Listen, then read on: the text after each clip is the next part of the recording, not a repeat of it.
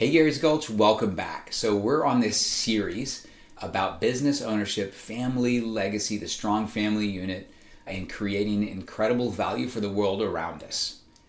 So there was an incredible event that happened last week, and that was that a hardcore socialist was elected mayor in New York City. The symbol of financial strength, the symbol of the American superpower, just elected a socialist. Many people have freaked out about this. What do we do about it? What we do is individually, we control our family environment. We make sure that those that we are entrusted to take care of and grow and educate and help them set off on a good path, that they understand why we're not on that path, why we think it's important to add incredible value, to continue to work on ourselves, to stay connected to our higher power, all these things that we talked about in the last episode. So that episode was about why the strong nuclear family is important and why business ownership on some scale is key to enabling our agency and our ability to share our gifts that we are entrusted to from God, from our higher power,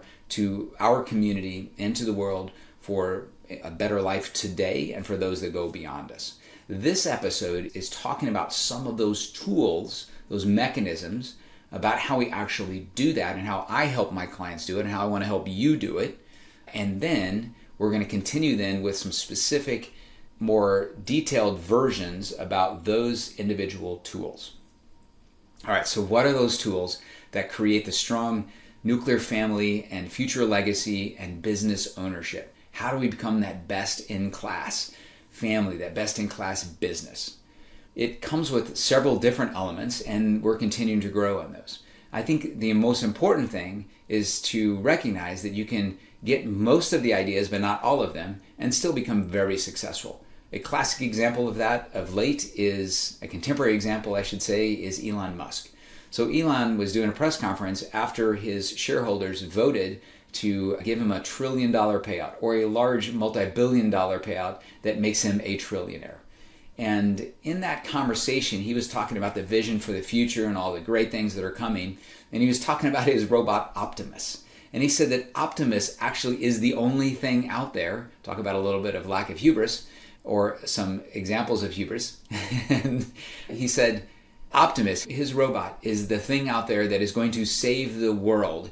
It is going to prevent poverty because it is going to do all of the work for us, and it's going to enable all the humans to live a much more satisfying life. We're going to have this high, entitled or endowed income that enables us to do everything we want to do on this planet. I don't have a clue how this brilliant man has gotten it so wrong, other than that he's spending too much time working on becoming a trillionaire and not enough time plugging in with the higher power. He does some things that really make us scratch our heads. He has more than enough money. He is a very successful person who will continue to earn more and more. Yet he has a complete rift and takes his soccer ball, so to speak, and goes home when Donald Trump says, we've given enough money, we've created enough national debt out of handing money to electric car companies. They've got what they need. They can be profitable. We need to stop these wasteful and painful incentives. He got mad and went home because it was a personal impact to him. And so even the most impressive out there miss it big time, but he has incredibly missed it with this idea that the point of human evolution is to get to a point where we don't have to do anything.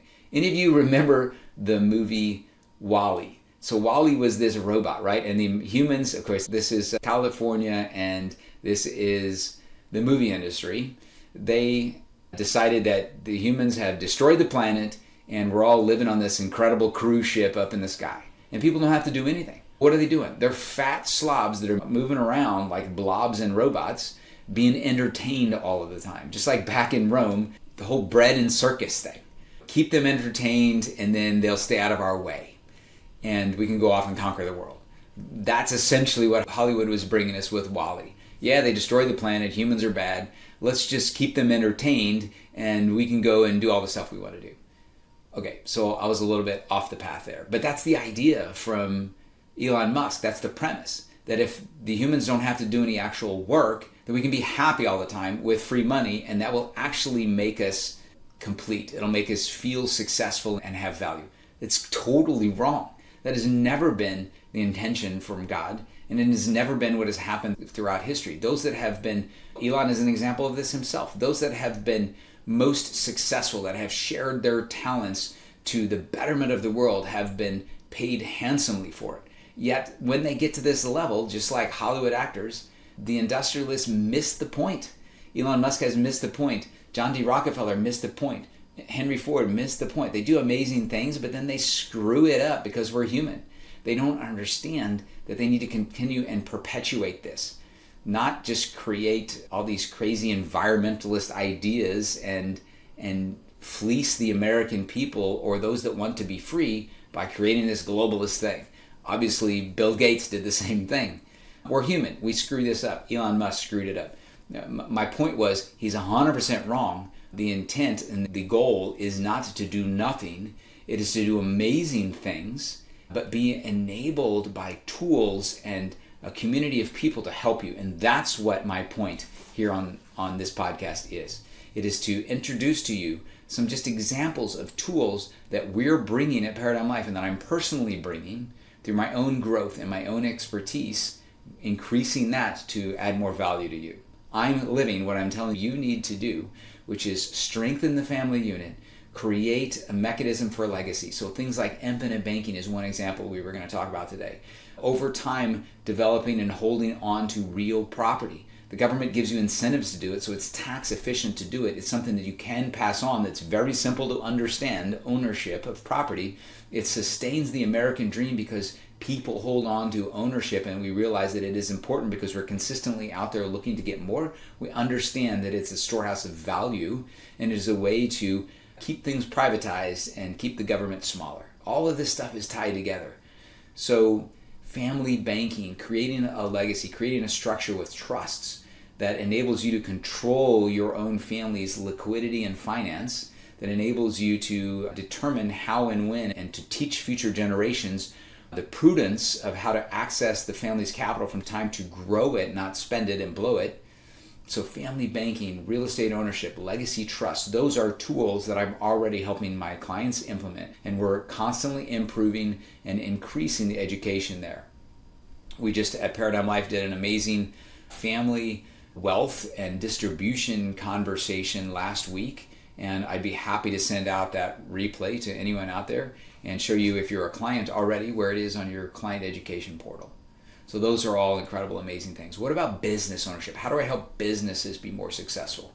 Let's start with the businesses that are just getting started. They need the liquidity, the banking system. They need the structure. They need a living trust, not the legacy trust, but just a living trust, because they probably have a young family. They need death benefit protection in place. So I'm helping these starting business owners. My team is helping starting business owners make sure that it doesn't all fall apart before they get to that viable, consistently multi-year experienced and productive business. And then when you get there, there's new challenges that come up. My business may not be operating and running on all cylinders, so to speak.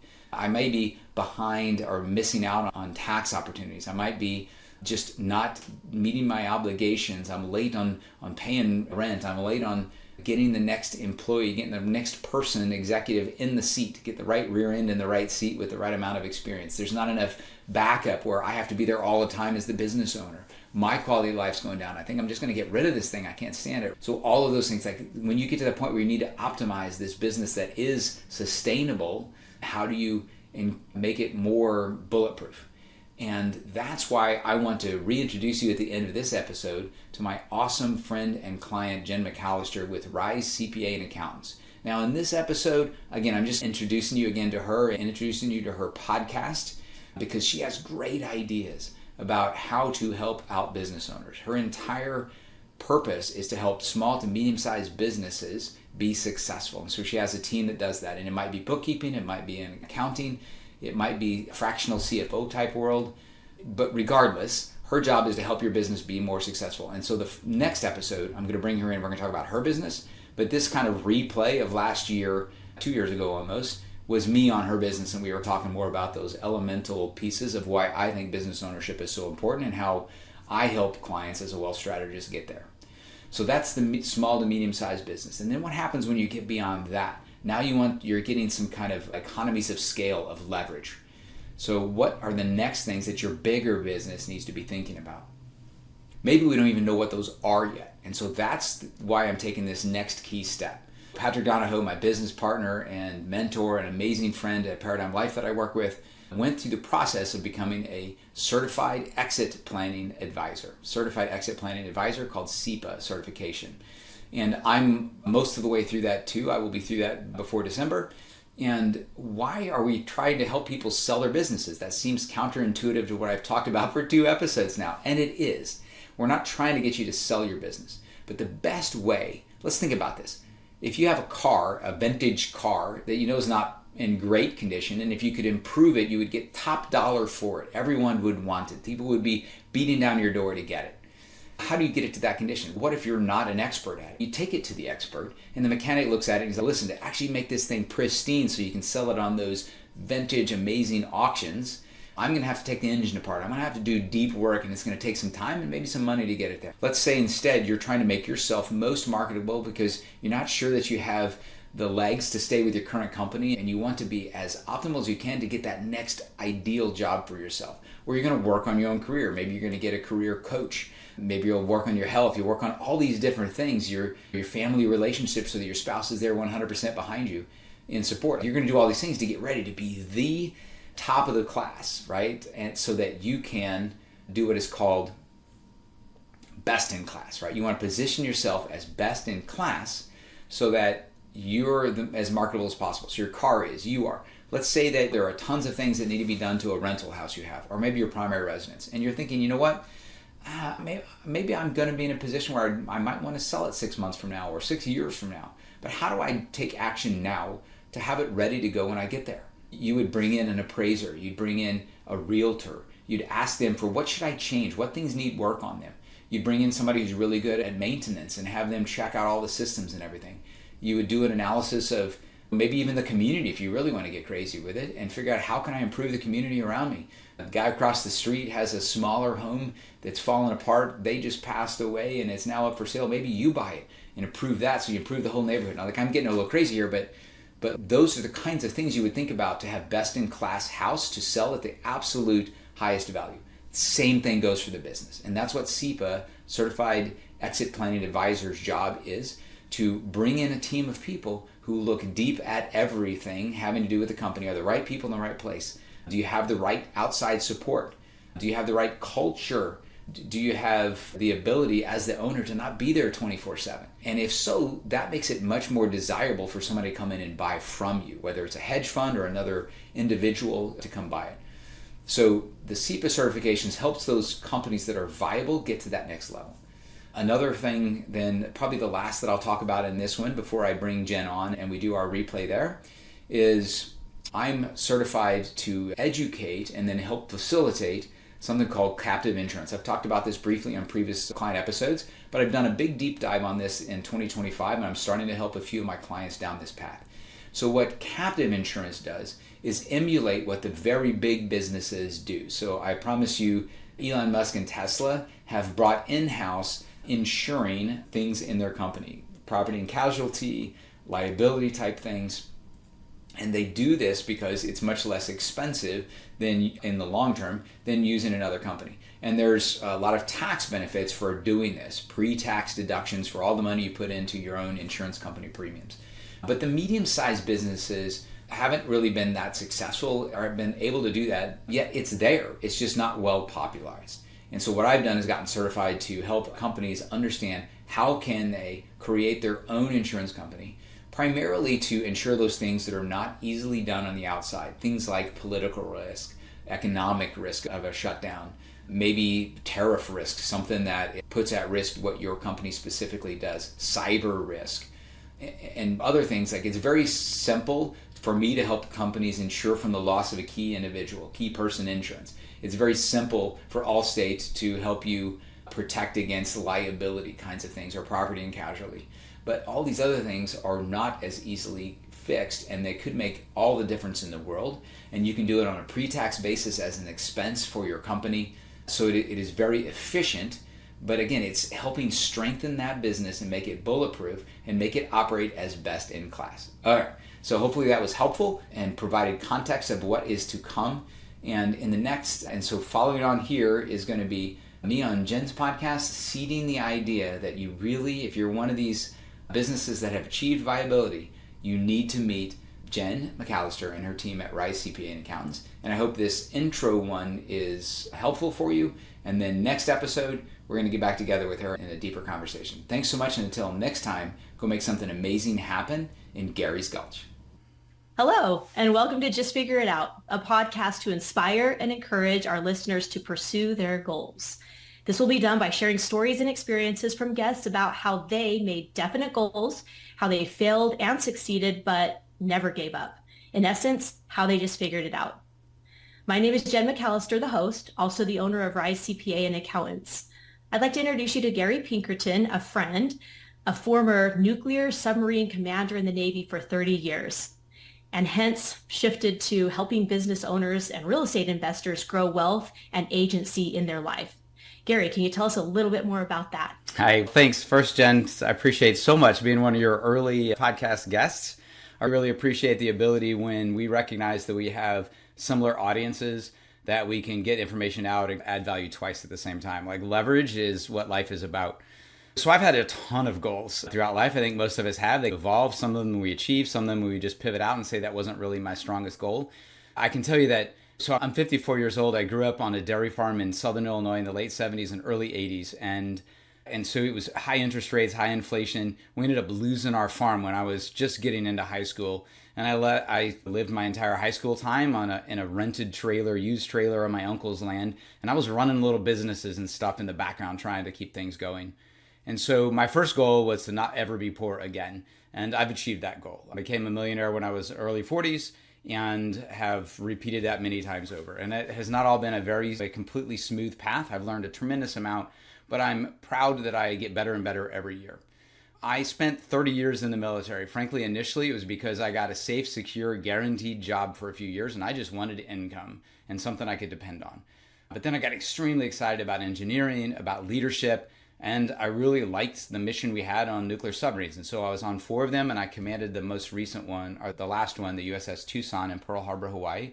The timing there was 2008 to 11, right smack encompassing the entire Great Recession. And so I learned another lesson there. All my money was in the markets because all I needed to do personally was just give it off to the professionals and let them handle it. I'm in it for the long haul and all of these kinds of things that your guests out there hear, but they don't buy into, which is why many of them are business owners and are connected with you because they understand they need to take control. And so I had a bad experience there, lost half my family's wealth, couldn't retire when I wanted to do so to help raise my children, and it hurt me to the core. And so I threw myself into learning how do people grow wealth, how do they hold on to it, but most importantly, how do they get to wake up every day and do what they want to do? I call that agency. It's just having the ability to run your life, to make your own financial and life decisions. And that comes with having resources. It comes with having some financial knowledge. And I'm a huge believer in America. There's patriotic stuff all around behind me, and I wear it every day. And that's why it was one of the main reasons I was in the military for so long. Yet I learned as I evolved that the most important thing to holding on to freedoms in America is enabling individuals to run their own businesses, control their own lives with agency. And so I've dedicated the rest of my life to helping people do that. A little more than a couple sentences, but I've had successes and failures, and I can't wait to talk about them. That's awesome. Thank you. And we'll jump around a little bit. We'll go to your early formative years. But I do, because you're talking about it right now, what gets you up in the morning? What is your why and your passion? Why do you love your job right now? Yeah, so I love it because I run my own business. I have complete control over everything that happens in my day. Sometimes I work super hard, really frustratingly hard, but it was me doing it. And so it was decisions I made. It was trade-offs that I made about, hey, I want to do this instead of spending the weekend taking a trip, or maybe instead of going to visit my son in college. Maybe instead of going fishing, right? So I'm making these decisions every day, and it's a trade-off of how we're going to spend our time in our lives. I first and foremost love it because I'm running my own business. I'm in control of my own show. And up until getting command of my submarine, that wasn't really true. It wasn't technically true when I was in command of my submarine, but that's about as close to running your own show as you can get in the military today, and that is being in charge of 165 people on a nuclear submarine where no one can communicate with you. And so you do have to make the decisions. And then because they can't communicate with you, they will give you a lot of benefit of the doubt of whether you made the right decision or not. So I learned it, I got a taste of it there, and I wanted to run my own business. What I like specifically about how I apply myself every day in personal financial education and services is that I help other people understand what they thought to be true about personal finance is not, and to get them on a path that helps them grow their own agency, which is all about reducing taxes, increasing certainty about the returns you're going to get, and not losing a bunch of money and going backwards. Thank you. Something that I've really been impressed with knowing you for the past year or so is that I know that you have a genuine interest in my financial success. Sometimes you just know anyone can say, I'm here for you, I want you to succeed, but there's something different about you. So I'm going to push a little further on your why. Why do you like helping me? What kind of, what is it that, where's the passion there? Why do you want to help me? It's primarily because of what your vision is, because of what you're doing. You're somebody who is like-minded with me. Specifically, you're running your own business. You shifted, when we first met, you were just shifting from working as an employee in a corporate environment to owning your own business and running your own business. And then I find out that your business is about helping business owners get more efficient, make more money, grow what they do. And so you're trying to attract individuals who already have the taste for agency, for controlling their own life. And listen, you can have agency in your life without owning your own business. You can be independently wealthy with your own investments that you make the decisions about, and you don't actually go to work every day. You don't even run a business that provides a product or service. And that's okay, but it doesn't serve my goal. And so I think the reason that we want to help other people is because what they're doing helps our cause. I think really in the end, so Ayn Rand, a very interesting named lady who was around in America, she was an immigrant from the Soviet Union. And she came over here and made it her calling in life to educate Americans on why we don't want to go down the path of socialism. At the time in the 50s and 60s, even 70s, we had crazy stuff like McCarthyism going on. And socialism actually was taking a hold in America. And you could argue that it is again today. But it comes and goes, right? And she was in one of these very, very strong waves. And so she really taught on this thing called individualism. And one of her most famous books is called Atlas Shrugged. It's a massive 1,000-page book, but it's a fictional book. And it talks about America and how we went down the path of socialism. Like she's predicting this as a fiction. But there's a whole lot that will be eerily familiar if you read it today as it was when people were reading it in the 70s. And she has this place where all of those that want to actually grow their life and help other people to hold on to these freedoms that we've experienced for the 250-year experiment we've had in America. They go off to this place called Galt's Gulch. I won't ruin it for everybody, but it's a fantastic book. And that's why my podcast is called Gary's Gulch, because I'm trying to attract individuals who are interested in improving their own lives and helping others do the same. And there's no entitlements. We're not looking for handouts. We're not filing for unemployment or whatever, right? And we're not filing for workers' disability. We're just taking kind of an assessment of where we are and improving our lot in life and then helping others who are interested in getting that help. And so I see, Jen, that you're doing the same thing. And it's extremely powerful to me that you are. And if I can help you in any way get there, I will do that. I want to close the loop on one thing that I really didn't really do there. I was talking about that person that was independently wealthy that was just living on their own investments.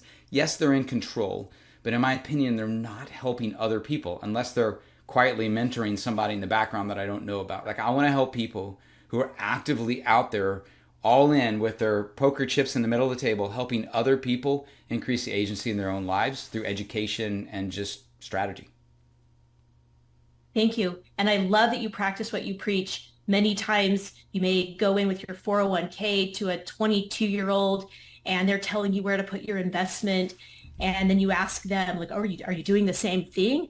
And they're, oh, no. So yeah, I love that you practice what you preach. Thank you. It brings integrity, just meaning that I'm consistent with what I say, eating my own cooking. The other thing, though, is that it's just good sales techniques. Listen, if somebody is out there telling you to buy something that they're not practicing, you can feel it. Humans have this ability. It's a preservation. All animals do. Like when they sense danger, they run from it, right? And so if you're telling somebody to do something that you are putting out this energy of, gosh, I hope they buy this because I'm not actually doing it myself and I hope they don't figure out I'm a fake, you will not get anywhere with that. So I'm not saying I buy these high cash value life insurance policies or the financial tools or the real estate or start businesses just as a sales technique. I'm just saying it would be stupid for me to be in this industry if I wasn't personally doing it. Yeah. Yeah. Thank you. Let's go back in time a little bit. And for one, I want to know, you're on a dairy farm, things aren't going well. What made you think that you could become a nuclear submarine commander in the Navy? That is a very big gap. Yeah. Tell us where your mind was. How did you get from a dairy farm to a nuclear submarine commander in the Navy? I think it was God looking out for me and some disciples of his on this planet, walking around in my hometown, like my guidance counselor and my Key Club advisor, which was a service club I was president of. Because when I was in grade school, I wanted to be a rocket scientist. I would dream about doing that. And I always wanted engineering. It turns out when I started doing it, I didn't actually like engineering. I became a mechanical engineer because I thought we could put mechanical things together, right? But it's really not that. It's a lot about energy and fluid dynamics and things that I just don't enjoy doing. But so I've always pursued that technical side of things. But when I got into high school and we started having all those problems, frankly, my biggest goals, the reason I ended up at the Naval Academy was because I was accepted to 3 places: the Air Force Academy, the Naval Academy, and University of Illinois, and they all offered it for free because thankfully my parents had sent us to a private school that we couldn't afford, our Catholic school at the time, and it was part of the bankruptcy side of things that they had just not given up on what they thought was important, which was that we got a good education and went to college one day. And so I had great grades, and so did my sister, and so she was able to go off to University of Illinois without paying for it, and I had these other 3 choices.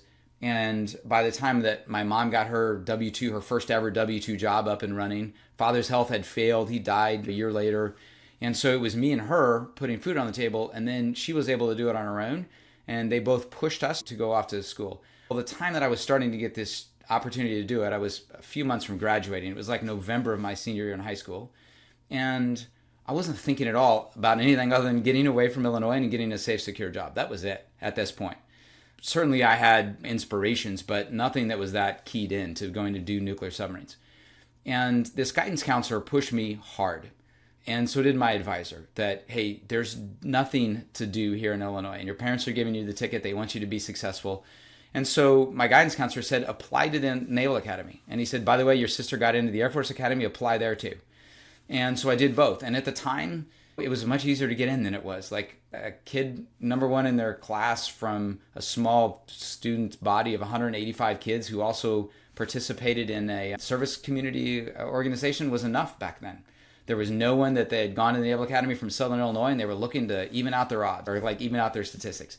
And so I got lucky. I got to go. It was the right time and the right place, and I had an advisor who pushed me, because I wouldn't have been there if he hadn't pushed me to apply, because I hadn't applied to any of them.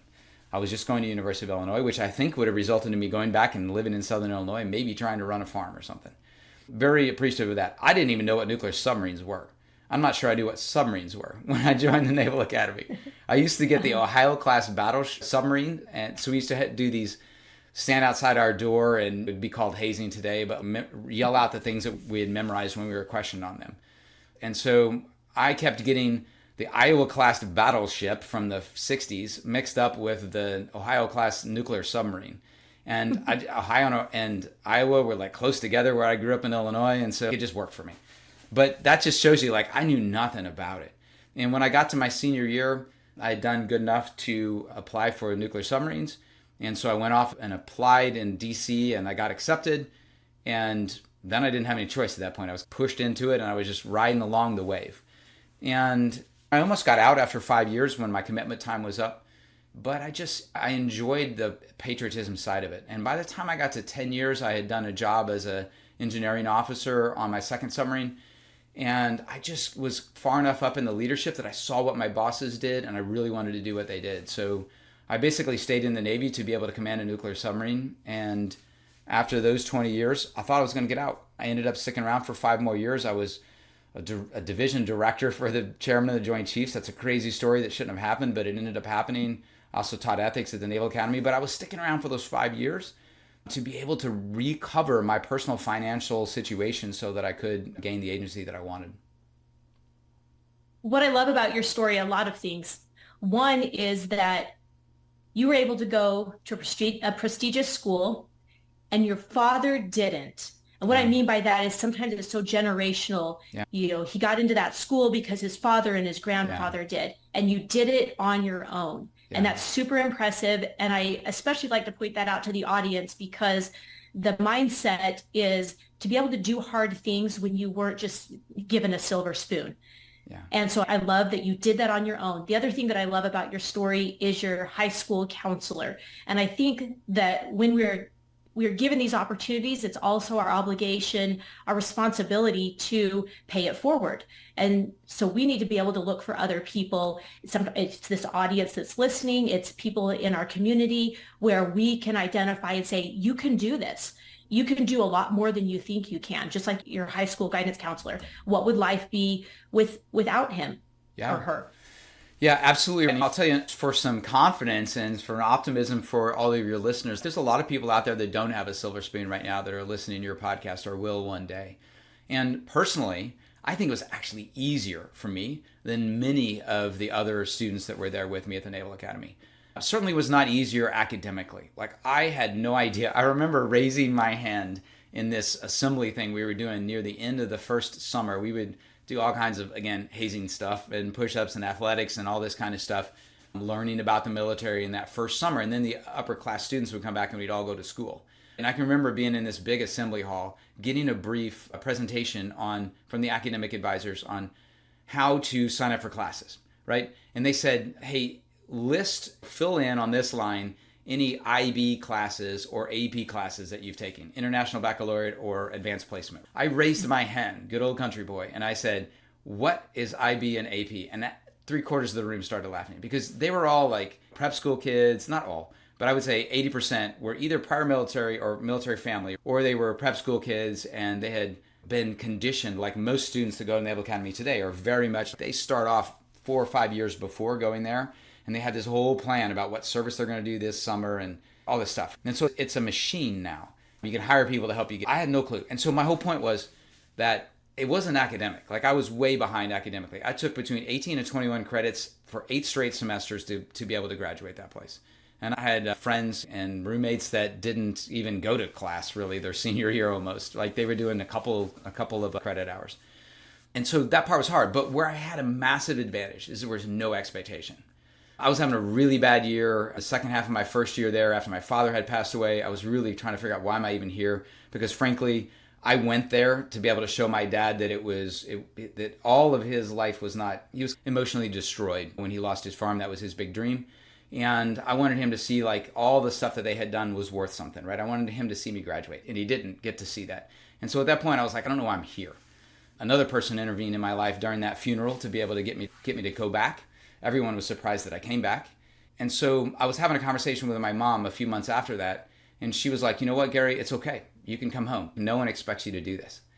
And it just reminded me that a lot of people didn't have that scenario. I remember talking with many hours with a friend of mine who lived across the hall that I was trying to help through this. He was 4th generation Naval Academy. His great-grandfather was an admiral. His grandfather was an admiral. His father was both a pilot and an admiral. And he wanted to be a pilot. Think about the pressure on that young man. And it was a horrible fit for him. He could have been a varsity, probably Olympic athlete.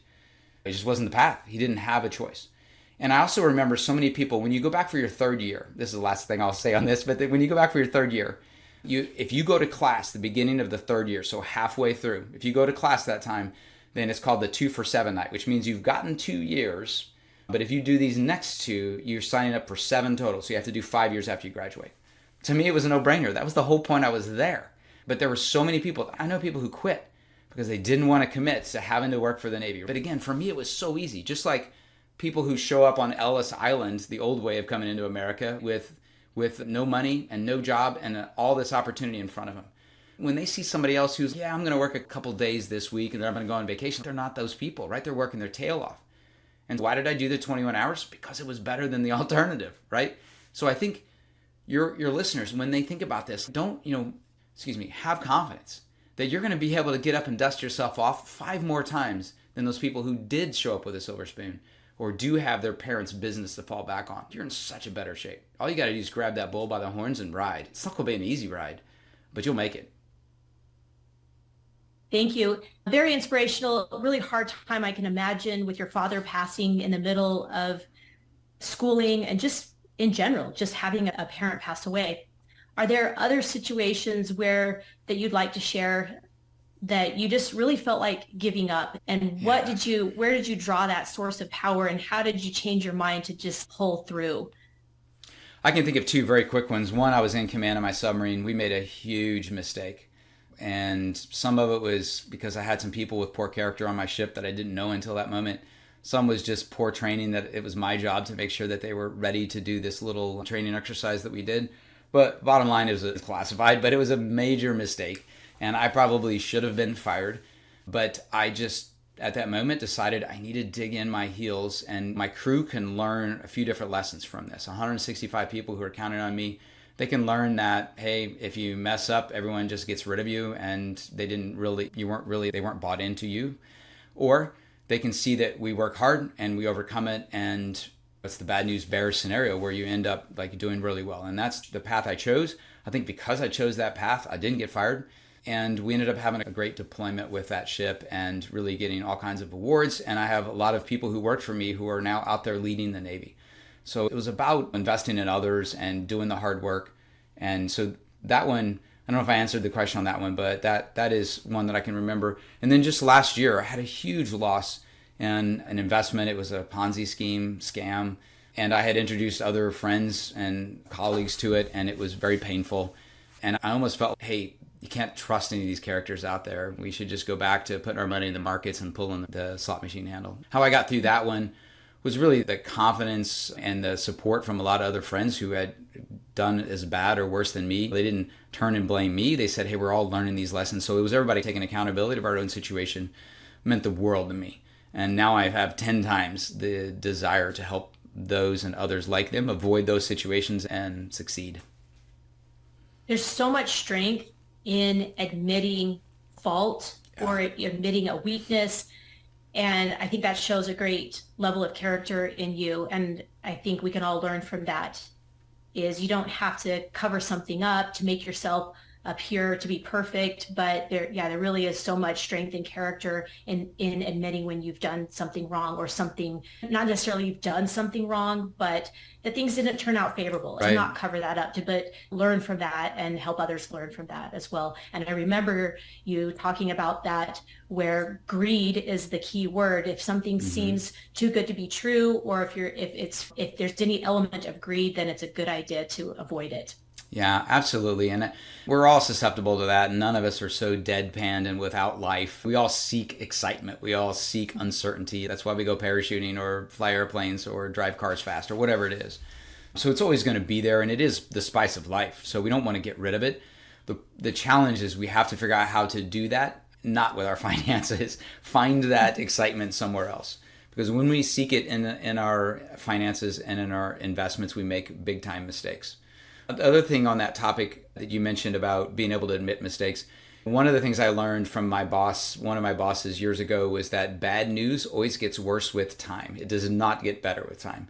And so the moment that you have something unpleasant that you need to tell somebody else, do it immediately, if at all possible. And I have always tried to live that. And I can tell you that some of my strongest supporters, some of my best friends, my best clients are people who I've had to do that for. And it actually made us stronger. Think about that. I helped somebody lose money, or I somehow made their life financially or just personally worse in some scenario, and they are now better friends because of it, or they're a bigger supporter because of it. And it's just human nature. Like when you find out those individuals you really can trust in good times and bad, you will latch on to them and you will seek out guidance from them and seek out help from them. And so it will make people closer. And the other thing is that the moment they find out that you knew something and didn't tell them early as possible, that will destroy the relationship. I run from people who I've invested with or who I've been partnered with in some way, the moment that I find out that they knew of a bad situation and withheld it from me to save their own skin. In the end, we're all animals, and when backed far enough into a corner, when things are bad enough, every animal will fight for survival. That's just what we are.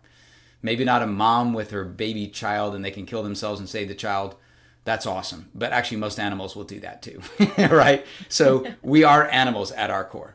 And so when it comes to investment, that's super easy for people to make decisions. And sadly, too many people making decisions about shepherding our money and just taking as much as they can and going to the Caribbean. So the moment you have that understanding, that feeling, that insight that something is bad, use that gut instinct and go a different direction. There are more than enough investments, businesses, friends out there that you can have. Don't spend time on those things that your gut, or better yet, your spouse. My wife is incredible with women's intuition. And when they say something wrong about that, just go with them. There are other people that you can team up with, stick with that intuition, yours or very close family members. I love that advice. Thank you. In the last couple of minutes, if you have any parting advice, and then also followed by how our listeners can connect with you, please let us know. Gosh, parting advice would be to use 2024 to study and learn and improve the number one asset in your life. And that's you and me. I'm pointing at me, and I'm also pointing at Jen. And so she knows, oh my gosh, here comes Gary's soapbox. We only have 2 minutes. No, because I talk to people about this all the time. The most important asset in your life is you. It's the only thing truly we can all count on. I can't count on my business being around. You can't count on your W-2 employer. You can't count on freedom in America. You can't count on your neighbor not doing something horrible. You can count on yourself. And in the end, when it gets bad enough, that's the one thing that will pull you out of the fire every time. You stand up, dust yourself off, and say, wow, that was rough, but I can get through this. I have the confidence. I have the experience. And so work on that thing as often as you can and spend the money on that. Don't spend the money on other things, on somebody else's investment. And so invest in yourself. Do it with a goals retreat. Do it with going to the gym. Do it with health, and then continue working on that. And then a business is just an extension of us, right? And the business, assuming the business is in something that you're good at, like you and accounting and helping individuals with their business finances, and me with personal financial services and helping with leadership. But if I started up a business in basket weaving, that would be stupid, right? So put the work into yourself, and then put the work into businesses so that you can leverage your time, because that's the one resource we don't have an unlimited amount of, right? We can always get back the money. We can always get new friends. We can always get things, but we can't get time. And so invest time in the number one asset, and then the businesses that are fruit of the experience and expertise that you have. How do you contact me? Or how you learn more, I guess, I would be forever grateful if you go to Gary's Gulch. It has all kinds of red and blue flags on it. It's got the God Atlas surfing, so with a submarine. So you're not going to miss it when you see the artwork, but it's about helping you increase the agency in your own lives. Then you can also just reach out to me at my own name. So it's Gary at GaryPinkerton.com. I'd love to connect and help you and your family gain agency in any way I can. Thank you so much, Gary. I've learned a lot from you, more than I even thought that I would today. I really appreciate that. And I just want to sign off. This is Jen McAllister, the host for Just Figure It Out and the owner of Rise CPA and Accountants. Until next time.